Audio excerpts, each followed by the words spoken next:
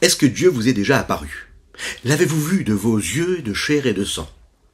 C'est la question que se pose un petit enfant de 4-5 ans. Il deviendra le 5e rabbi de la dynastie Chabad, le rabbi Shalom Dovber. Un jour, en pleurant, 4-5 ans, vous l'imaginez, il passe devant le bureau de son grand-père, le Tzemar Tzedek. Son grand-père de lui demander « Mais pourquoi pleures-tu, mon enfant ?» L'enfant répond « Je suis très triste et j'ai étudié aujourd'hui, dans la paracha, que Dieu est apparu à Avraham Avinu.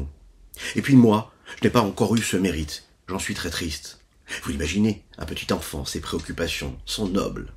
Son grand-père, avec une certaine satisfaction, on l'imagine, lui répondra « Lorsqu'un juif de 99 ans accepte de faire sa circoncision, à 99 ans, il a le mérite de voir Dieu lui apparaître. » Posez-vous les bonnes questions. Vous trouverez toujours la bonne réponse.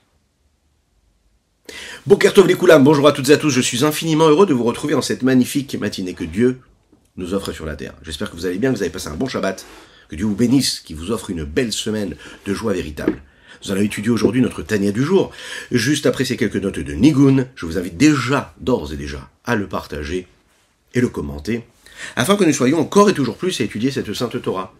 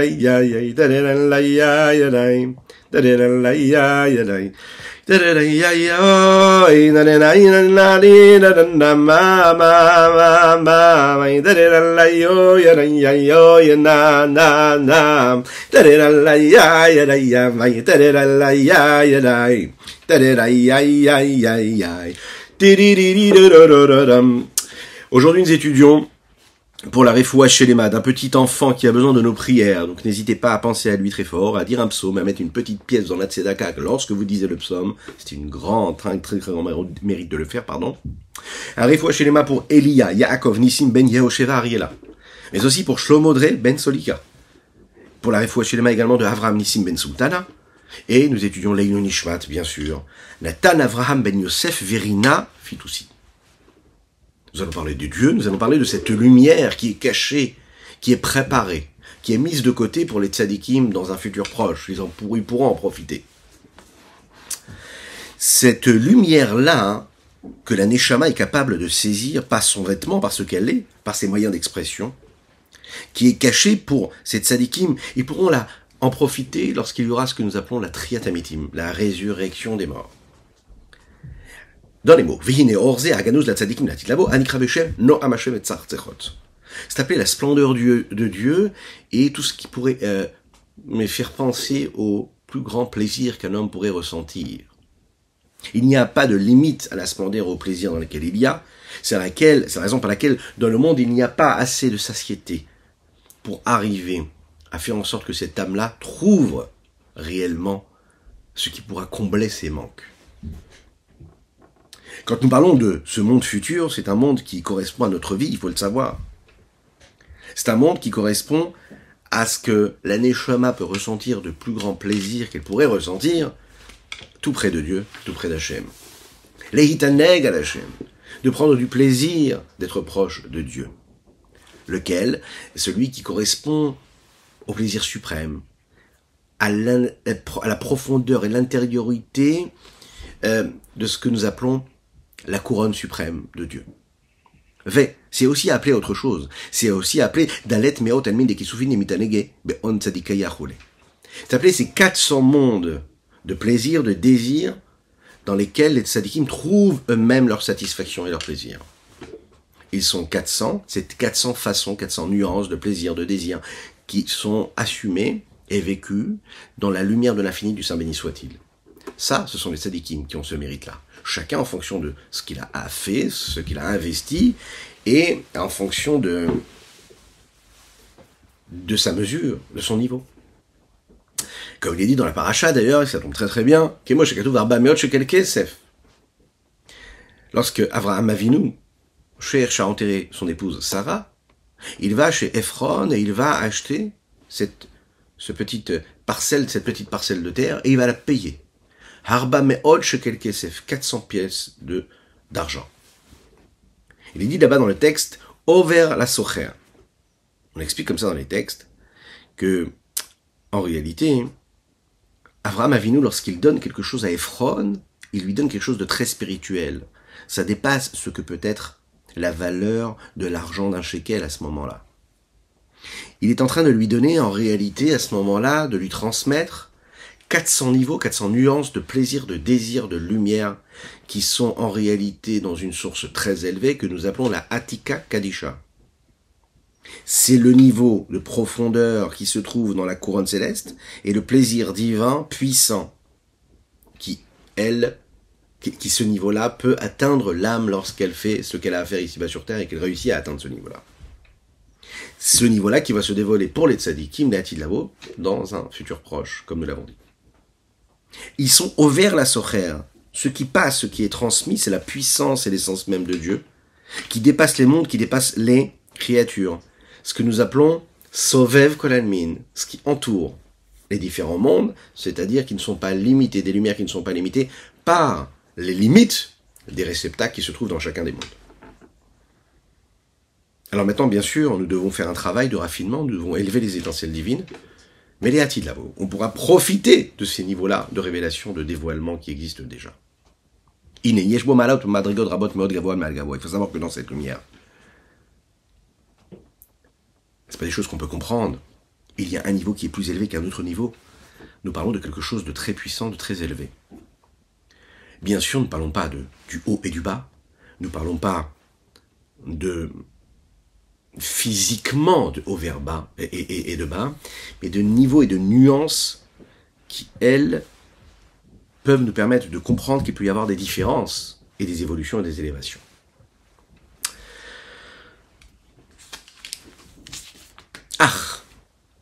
Et Aram était à Yordet Madriga Achar Madriga Livro les bouches Zehim Yvritat Madriga Achaonesh Beorze. De la même manière qu'il y a différents niveaux en haut, il y a aussi différents niveaux en bas, ici-bas. La lumière la plus élevée, elle peut aussi descendre ici-bas, de niveau en niveau, et petit à petit, jusqu'à arriver jusqu'ici. Comment ? Jusqu'à ce qu'il ait le vêtement, c'est-à-dire l'outil, le moyen qui lui permettra d'assumer ce niveau-là qui vient de descendre. Et comme l'outil va être créé, alors on pourra profiter, pourra voir et percevoir quelle est cette lumière-là qui est descendue, même si elle était très haute à la base. Donc il faudra toujours un vêtement, ce que nous appelons un levouche, c'est-à-dire un réceptacle, un moyen d'expression. Maintenant, qu'est-ce que ça peut être ? Comment on peut l'appeler ? Ce levouche-là, ce vêtement-là, qui est en même temps celui qui nous permet le moyen d'expression, mais en même temps une lumière qui est très très élevée.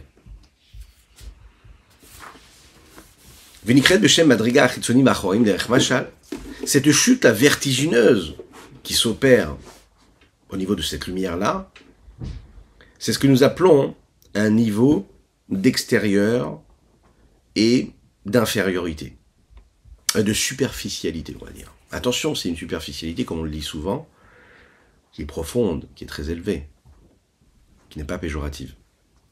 Il faut savoir que quand la lumière descend, elle descend à travers un mouvement qui permet que tout ce qui est profond passe par ce qui est extérieur et ce qui est arrière à cette lumière. Dans la lumière elle-même, si on ne le regarde pas à travers le niveau dans lequel il est en train de cette lumière-là, elle est en train de se révéler, on ne peut pas être capable de voir la distinction qu'il pourrait y avoir entre le haut et le bas. C'est une lumière qui est très haute. Lorsque je la vois et qu'elle apparaît dans un réceptacle qui lui est bas, alors je peux comprendre ses nuances et sa capacité de s'adapter à un niveau qui est bas, même quand il est haut. Mais on pourrait parler aussi avec beaucoup de méticulosité de cette cette forme de dévoilement à travers une notion de partie arrière et partie faciale. Et c'est de cette façon qu'on peut comprendre un petit peu plus comment cette lumière qui est tellement haute et tellement profonde, elle peut apparaître ici-bas.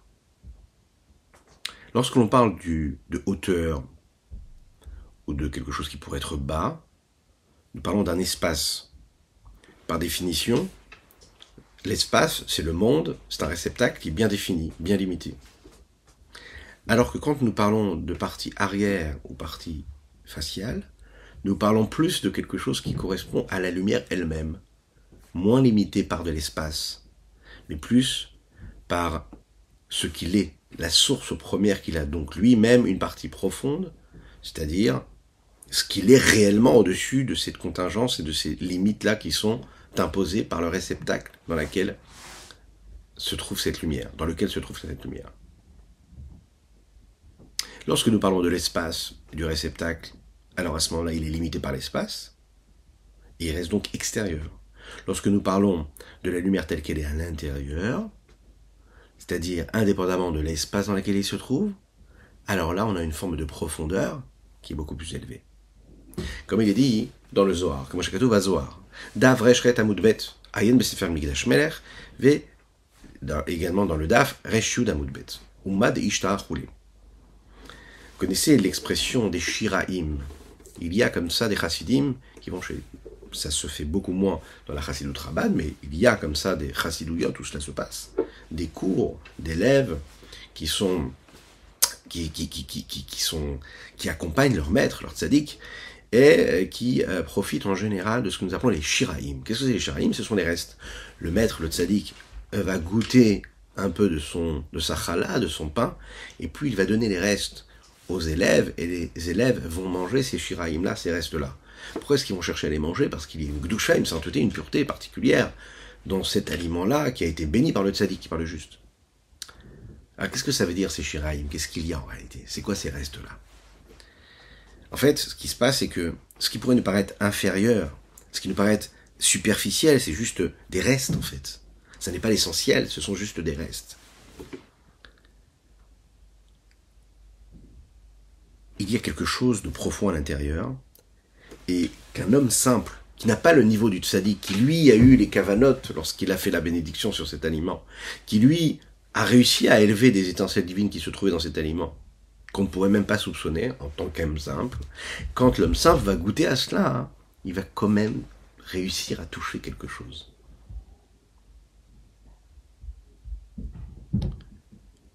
Dans le Zohar, nous parlons des vêtements de l'âme. Les vêtements de l'âme qui se trouvent dans le Gan Eden. Le Rav Adin Even Israël l'explique ici de manière profonde et nous dit qu'il y a dans ces Gan Eden-là deux niveaux. Le niveau du Gan Eden inférieur et le niveau du Gan Eden supérieur. À chaque fois qu'un homme fait une mitzvah, il crée un vêtement. Ces vêtements-là sont des vêtements qui se trouvent dans le Gan Eden Atarton, le Gan Eden inférieur. Il y a des vêtements qui sont faits par la kavana que nous avons dans la mitzvah, c'est-à-dire l'intention, la direction de pensée, la concentration. Qu'est-ce qu'on y met comme ferveur? Pas juste l'acte, la pensée. C'est ce que nous allons avoir quand on fait une mitzvah, quand on étudie la Torah, quand on fait la tefila comme il faut. On réussit là, à ce moment-là, à faire exister un niveau et un levouche, un vêtement, qui lui se crée dans le monde du Gan Eden Ailion, le jardin d'Éden mais supérieur.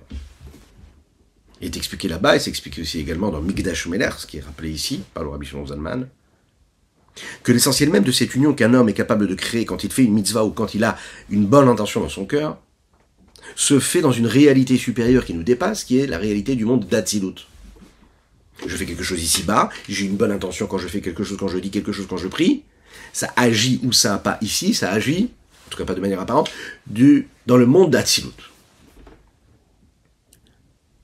Mais il y a quand même quelque chose qui va quand même rester pour l'homme ici-bas. L'essentiel est dans le monde parallèle qui entoure l'homme quand on dit en haut, c'est-à-dire qu'il est autour de nous, mais qui s'appelle le monde Atsilut. Mais il y a aussi quelque chose qui va nous toucher ici-bas. Je fais une mitzvah, j'ai réussi à créer une union, les forces de mon âme ont été touchées par cela, ma pensée, mon cœur, tout s'est associé à cela. Nous appelons ici à ce moment-là un Eichud Elyon, une union supérieure, suprême.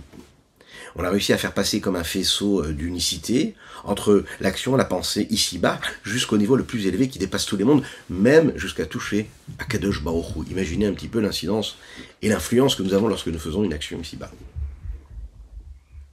Bien sûr, tout ce qui va se passer là-haut a du sens pour tous les différents mondes, puisque cela va engendrer un dévoilement de lumière qui a été produit par un homme, a priori lambda, ici-bas sur Terre. Adam. Lorsque nous parlons de l'âme de l'homme. Alors, pourquoi l'âme de l'homme? Parce que bien sûr que nous parlons jusqu'ici de la lumière divine. Mais pour comprendre cela, pour comprendre comment cela se passe au niveau de la lumière divine, on peut réfléchir aussi à d'autres notions qui concernent l'âme de l'homme. Dans l'âme de l'homme, il y a quoi? Yesh Bakko Achata Anug. Il y a une force profonde qui s'appelle, la plus profonde, c'est le Koachata Anug, le potentiel du désir, du plaisir. L'âme peut prendre du plaisir de ce qui peut lui apporter du plaisir. C'est l'expression la plus profonde d'un homme. Par exemple, un homme, il peut prendre du plaisir à donner, à être bon. Il prend du plaisir à aimer. Il prend aussi du plaisir parfois à se retenir. Il prend du plaisir à travers toutes les autres séphirotes, de réussir à gagner, à se maintenir, à être reconnaissant, à s'attacher. Toutes ces expressions-là, ce sont quoi? Des expressions qui imagent réellement ce que sont les séphirotes. Le chesed, la goura, tiferet, netzach, od, yesod. Le plaisir, il n'est pas réservé à une mesure ou un trait de caractère particulier, il se trouve partout. Il est donc profond dans tout, le plaisir, le désir. En fait, il se dévoile en fonction des forces et des énergies qui vont être voulues et motivées par l'âme, mais il est partout pareil. C'est un plaisir qui existe dans l'âme, une force de plaisir, de désir. Et il est l'expression même de l'essence de l'âme. Un jour, il apparaîtra à travers la bonté, un jour ce sera à travers de la rigueur positive, un jour ce sera à travers le fait de ne rien lâcher. À chaque fois, ce sera l'expression de son âme-là. Comme un homme, par exemple, qui utilise son intellect, et à un moment, il réussit à comprendre quelque chose qu'il n'arrivait pas à comprendre avant. Le plaisir qu'il va ressentir est un plaisir qui est réel, qui provient où? Des forces de l'âme. Dans toutes les forces de l'âme, avec le dévoilement de cette vertu-là, il y a ce que l'âme peut ressentir à ce moment-là, particulièrement. C'est une expérience sentimentale qui est vécue. Prenons par exemple l'intellect. L'intellect, c'est la force première qui se trouve dans l'âme, qui s'exprime. Non pas comme toutes les autres vertus, qui elles sont les vertus de l'émotion, qui elles reçoivent de l'intellect avant qu'elles se dévoilent en tant que trait de caractère. Elles sont potentiellement intellectuelles. Avant d'être assumées et de créer ce que nous appelons un plaisir, un désir, une satisfaction, il y a ce qui se passe à travers l'intellect. Quelque chose qui est dénué d'une forme de matérialisation et de chute quelque part, puisque ça on descend à un niveau d'émotion physique, sentimentale. C'est un plaisir qui vient de quelque chose de très élevé, et on pourrait dire qui dépasse même toutes les forces et les potentiels de l'âme. On va chercher ce qui dépasse même tout cela et qui est tout en haut.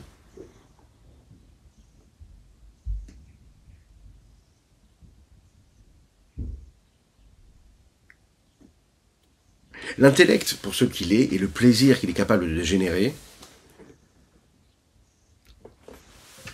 il a cette subtilité-là d'être détaché des vertus, des traits de caractère, donc des émotions, mais en même temps, il a en lui ce potentiel-là de plaisir, de désir et d'émotion, puisque c'est lui qui va initier ce qu'il va y avoir juste après.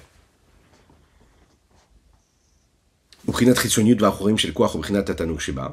dans le niveau de superficialité et de le côté arrière de ce potentiel-là et du niveau de plaisir qu'il y a dans cette âme-là, ça s'exprime à travers le potentiel de volonté qu'il peut avoir. Dans le potentiel de volonté, nous exprimons ce que nous avons au plus profond de notre âme. À l'inverse du plaisir qui lui exprime réellement ce que l'âme peut ressentir à l'intérieur d'elle-même, la volonté exprime le rapport de l'essence de l'âme face à l'extérieur, face à ce qu'elle aurait aimé avoir. Qu'est-ce que c'est la volonté? La volonté, c'est de c'est de vouloir ce que ce que l'on veut, et de vouloir quelque chose qui nous apporte du plaisir, et non pas quelque chose qui nous apporte de la douleur. Pourquoi? Parce que la douleur, c'est l'inverse du plaisir. En fait, la volonté, le ratson, le potentiel de volonté, ne veut pas systématiquement quelque chose qui lui apporte du plaisir. Parce que le plaisir, c'est aussi que, même si c'est très noble, l'expression de l'âme, alors que la volonté elle-même, c'est l'expression de l'essence de l'âme, mais pas l'expression de l'essence de l'âme.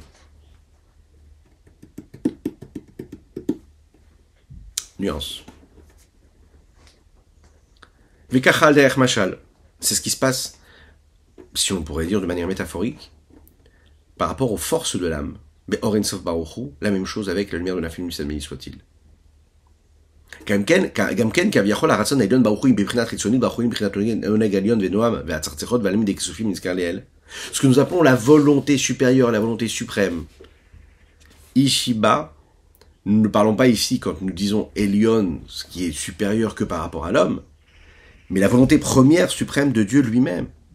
Pas la volonté de Dieu qui apparaît telle qu'elle apparaît quand elle est en dévoilement pour le monde, mais la volonté qui est détachée même de cette apparence, de ce dévoilement qui est là pour le monde. C'est comme une idée intellectuelle qui serait là, non pas pour créer et susciter une émotion ensuite, mais juste une idée intellectuelle qui serait dénuée de volonté, d'expression, de pragmatisme et de lier ça à quelque chose émotionnel ou de trait de caractère ou de vertu. La volonté profonde de Dieu, ce qu'il veut lui-même pour lui-même.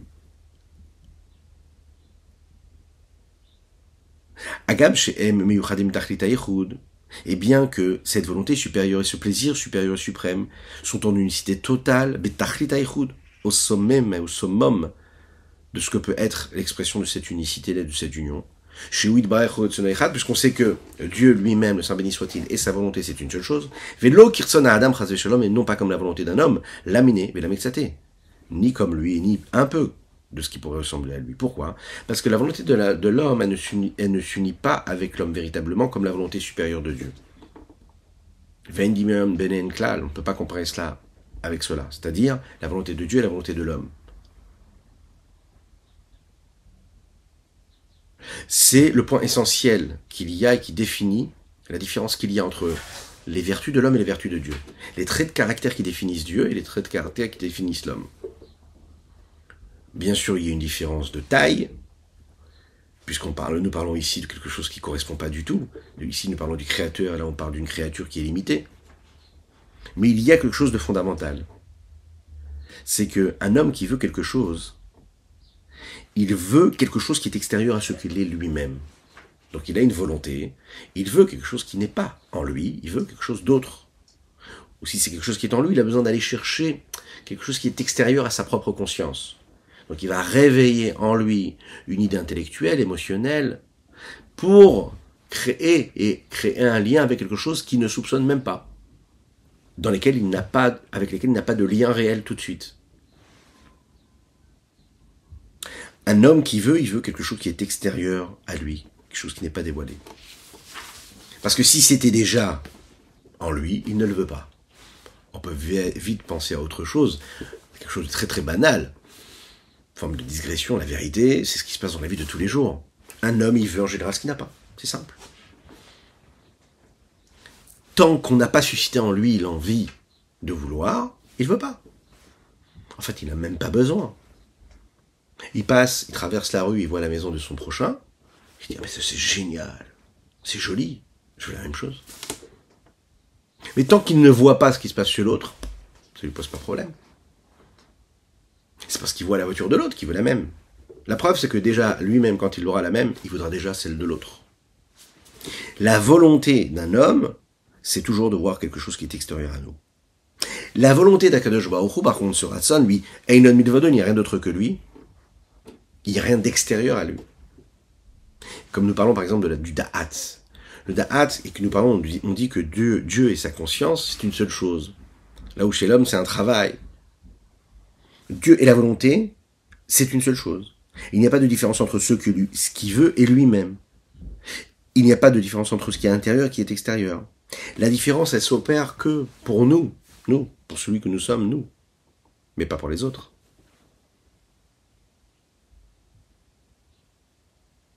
Enfin, nous, pour les autres, mais pas pour Dieu, pardon.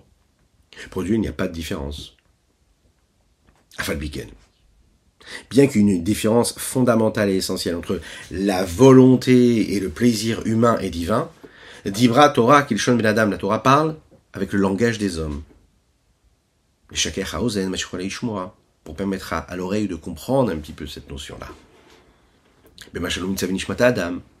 En nous prenant l'exemple de l'âme de l'homme, qui elle-même, elle, a en elle cette essence de lumière du divin qui s'exprime à travers elle, à travers ce potentiel de désir et de sagesse et de volonté. Comme on voit très très clairement dans l'âme que nous ressentons, que nous avons en nous. Mais il faut aussi savoir, et c'est ce que le Rabbi Shimon Zaman fait ici, qu'il y a une différence entre ce que nous pouvons vivre et ce que Dieu, lui, est réellement. Lorsqu'un homme réfléchit à une idée intellectuelle, et qu'il a ce flash intellectuel en lui, qui apparaît, alors c'est quelque chose d'extraordinaire. Ce qui est ordinaire, c'est de ne pas comprendre, et ce qui est extraordinaire, c'est de comprendre. C'était flou, il ne voyait rien, et d'un coup, il y a eu le flash de compréhension. Il a trouvé quelque chose qui est extérieur à sa conscience.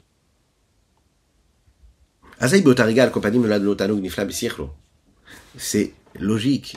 Toute personne qui a cette capacité-là de réfléchir et de comprendre quelque chose qu'elle n'avait pas compris avant, ça lui apporte du plaisir. Elle a l'honnêteté de comprendre, de savoir que là, elle comprend moins, et que là, il s'est passé quelque chose. Au moment où il y a cette compréhension-là, il y a ce flash, et il y a, bien sûr, un plaisir qui est ressenti. Qu'est-ce que ça veut dire ici? C'est extraordinaire. Ce qui veut bien dire ici que la notion de plaisir, d'accord, dépasse même l'intellect. Là, on pourrait croire que le plaisir, le désir, la passion, c'est quelque chose qui est inférieur à l'intellect. Mais puisque l'intellect est capable de susciter justement un plaisir et un désir, cela veut bien dire que le niveau du plaisir dépasse même l'intellect.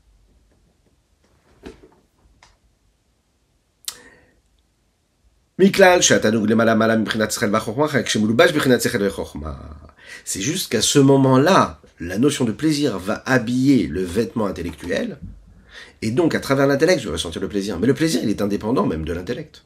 Il dépasse même l'intellect. Et lorsqu'un homme, il utilise son intellect, sa sagesse, et réussit à comprendre quelque chose, ça veut dire qu'il va saisir réellement, vraiment la profondeur de l'idée. À ce moment-là, il va ressentir aussi ce plaisir-là qu'il y a dans cette sagesse-là. Le plaisir naît du dévoilement de cette sagesse. Mais dans la chorma elle-même, il n'y a pas ce ressenti-là que l'âme peut avoir. Il apparaît quand il y a une compréhension, quand il y a eu un élargissement de la pensée, quand il y a eu un approfondissement de l'idée, et que là, l'âme a pu s'assumer et s'exprimer à travers toutes ses capacités, toutes ses nuances. Et là, il s'est passé quelque chose. C'est la raison pour laquelle la bina, le discernement, est appelé dans le Zohar HaKadosh comme Olam Haba, ce monde futur. Qu'est-ce que ça veut dire ce monde futur? La chorma, pour ce qu'elle est, ça n'est pas un monde, c'est juste un petit point. Le monde, oui, cette enceinte-là dans laquelle se dévoile la chorma, c'est ce que nous appelons la bina. Elle prend toute sa place, la chorma, dans la bina. C'est la raison pour laquelle la bina est appelée Olam Haba, parce que c'est à ce moment-là où la chorma vraiment s'installe. Elle prend toute sa place, toute sa splendeur. C'est là où se dévoile la chorma, avec tout le plaisir. Parce que j'ai eu le flash, mais à quel moment je prends vraiment du plaisir? Quand j'ai réussi à assumer l'idée, à la faire vivre, j'ai pétri l'idée, je lui ai donné de la place. Alors à ce moment-là, le plaisir vient. Ou maskilim, bifniut ta Torah. Et là, à ce moment-là, les tzadikim qui sont dans le Gan Eden, ils réfléchissent à la profondeur de la Torah. Ils utilisent la sagesse, la chorma, et on sait que dans la chorma de la Torah, il y a la chorma de Dieu. Et puisque j'étudie la chorma de la Torah, j'étudie la chorma de Dieu. Et la chorma de l'homme qui étudie la chorma de la Torah s'unit à la chorma de Dieu. Et là, vous l'imaginez bien, le plaisir qui est ressenti est unique puisque tout est une seule chose. Voilà pour le Tanya du jour. Je vous invite à le partager, le vivre réellement. Que Dieu vous bénisse. Une excellente semaine dans tous les domaines matériels et spirituels. À bientôt.